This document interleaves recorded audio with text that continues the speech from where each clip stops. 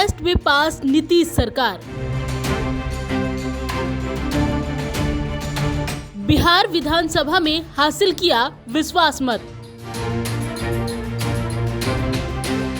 नीतीश के समर्थन में पड़े 129 वोट।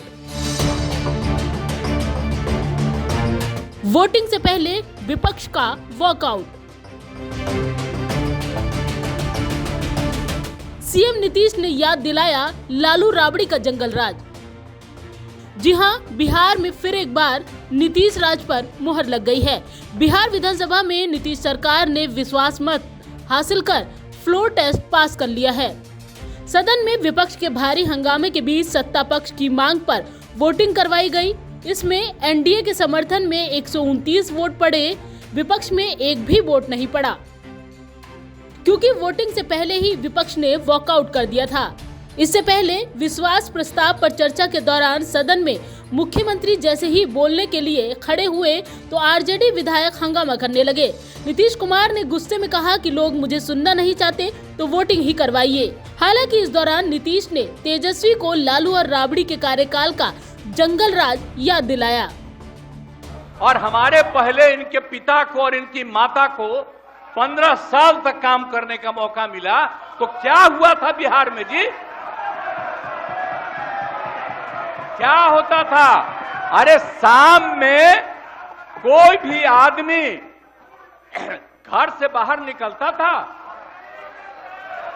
आप जरा सोच लीजिए, और कहीं कोई सड़क था, कहीं कोई रास्ता था, और जब हम लोगों को मौका मिला और ये बात करते हैं अपने को कि इनके साथ मुस्लिम है, तो कितना मुस्लिम हिंदू का झगड़ा होता था, और जब हम आए तो हिंदू मुस्लिम का झगड़ा बंद कराए।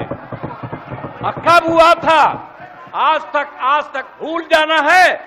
अगर इतिहास जानो, 5 के पहले तक का इतिहास जानो, और उसके बाद जिस तरह से मुसलमानों के साथ हुआ था कार्रवाई, और जो कुछ भी हुआ तो 15 साल नहीं किए, और जब हमको मौका मिला तो हमने तुरंत उस पर कार्रवाई की। कौन सा काम है जो भूल रहे हैं? और हमने कभी भी आपको बता दें कि इससे पहले अविश्वास प्रस्ताव पास कर स्पीकर अवध बिहारी चौधरी को हटा दिया गया। स्पीकर के खिलाफ अविश्वास प्रस्ताव के पक्ष में 125 और विपक्ष में 112 वोट पड़े। मुझे यानी अध्यक्ष बिहार विधानसभा को पद से हटाए जाने की सूचना दी गई है। तकनीकी रूप से यह सही है, क्योंकि यह सूचना 14 दिन पहले दी गई है। माननीय सदस्य श्री नंद किशोर यादव जी, श्री जीतन राम मांझी जी एवं अन्य 7 माननीय सदस्यों ने संसदीय प्रक्रिया का निर्वहन किया है। फिर भी मैं उन्हें धन्यवाद देता हूं कि उन्होंने मेरे विरुद्ध अपनी इस सूचना में न तो कोई आरोप लगाया है और न ही कोई लांछना व्यक्त किया है। इधर सदन में चर्चा के दौरान पूर्व डिप्टी सीएम तेजस्वी यादव ने नीतीश कुमार पर जमकर कटाक्ष किए और दल बदलने की उनकी राजनीति पर चुटकी लेते हुए मोदी सरकार को भी लपेटे में लिया। आप कभी इधर रहते हैं, कभी उधर रहते हैं, ये तो सब लोग जानना चाहता है, सब लोग की इच्छा है। आखिर क्या ऐसा हो गया कि आपको ये निर्णय लेना पड़ा? 2020 का हम लोग चुनाव जीत करके आए, मात्र बेईमानी के बाद 12,000 का डिफरेंस था पूरे महागठबंधन और एनडीए में।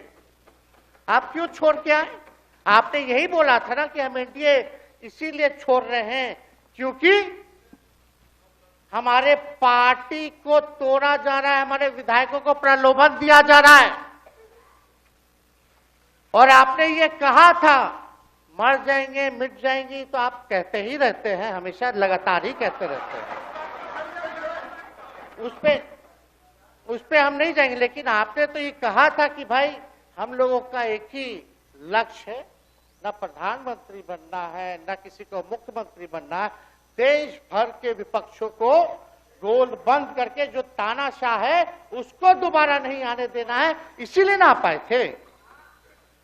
और आप जब गवर्नर हाउस गए महोदय, मुख्यमंत्री जी, जब आप बाहर आए तो आपने बोला कि आपका मन नहीं लग रहा था। आपने ये बोला कि मन नहीं लग रहा था। मन नहीं लगेगा तो हम लोग नाचने गाने के लिए थोड़ी है, आपका मन लगाने के लिए। हम तो आपका साथ ना देने के लिए थे कि जो काम आप बोलते थे असंभव है उसको हम लोगों ने मुमकिन करके दिखाने का काम किया।